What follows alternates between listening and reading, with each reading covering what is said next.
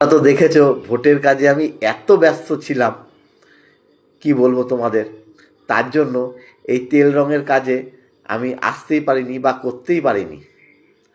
তো ভোটের কাজ এখন মোটামুটি সমাপ্ত। তো তার জন্য চলে আসলাম আবার তেল রঙের কাজে। তো তোমাদের বলি, তেল রং আর জল রং দুটো কিন্তু পুরো আলাদা। তেলে জলে কখনো মেশে না, কথাটা কিন্তু একদম সত্যি। আর জল রঙে কাজ করতে করতে না হাতে না অন্যরকম স্পিড চলে আসে। তো স্পিডটা একটু বেশি আসে জল রঙে। আর তেল রং টানতে মানে লিখতে একটু কষ্ট হয়, মানে বেঁধে বেঁধে যায়।